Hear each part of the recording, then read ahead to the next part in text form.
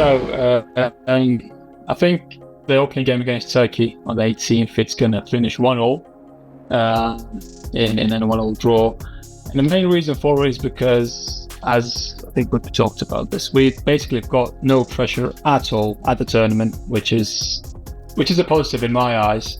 With obviously everyone expecting Turkey with a great generation to advance, Czech Republic as well, have got quite a bit of history to make it through the group stages and go deep in the tournament. And with this, there's not really that much expectations, and I think that will favour us a bit. And again, having individual core players of the quality of, well, let's say Kvaratskhelia at Napoli, having a good goalkeeper in Mamardashvili, plays for Valencia. Those 2-3 players will be key in our tie against every single team, but Turkey in particular. And I guess being the underdog sometimes is a favourable thing in my eyes, at least. And hopefully that will do as well. I'm going for a nervy 2-1 win to Turkey. Just because of, like I say, we're going to be playing a lot of new young players who haven't really adapted to that system well yet. Obviously, we did beat Germany 3-2 in November, but we're coming into a completely new team here. Players who are quite young. If I had to compare Turkey to a football team in England, it would be Arsenal, Arteta's Arsenal. A lot of young players who are coming through the ranks, sticking together, and I do think it'll be 2-1 to Turkey, and Arda Güler scoring both goals. There won't be another Greece in this tournament. I disagree. I think this year we're going to get a new winner for the first ever time. I'm not talking to England. I'm not talking to Belgium.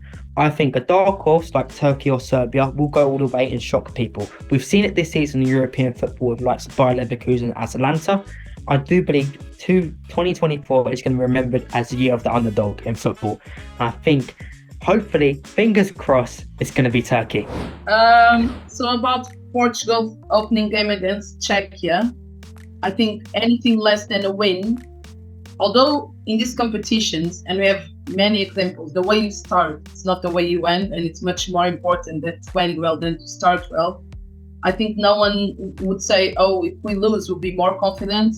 Especially Portugal has Czechia, Georgia, and Turkey. So for everyone, it will be obvious that Portugal will top that group. So for the first game in Czechia, I would say confident 2-3-0 win. For me, it's very important to score and not to concede. We only conceded 2 goals in the whole 8 qualifying games. So I'm going to go for a moderate 2-0. Georgi Mamardashvili winning the Golden Glove at Euros. Not entirely convinced about it. As we all know, the Golden Glove winners are typically the goalkeepers that go through the playoffs and either land in the semis or the finals. So if Georgia managed to do so, why not? But realistically speaking, I'm not convinced they'll happen. The main reason why people think he might do is just because he had a stellar season in Valencia, keeping 13 clean sheets in La Liga, while also preventing the most goals at 9.27, which is the second highest ranking in Europe's top 5 leagues.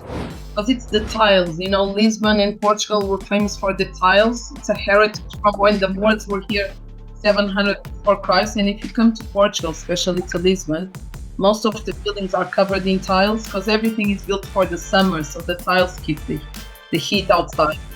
So then they did this second kit that represents the Portuguese tiles. That's why we have this shirt. It's selling a lot. A lot of people are, I have many Portugal shirts. They're all the red ones. This one I decided to get this one.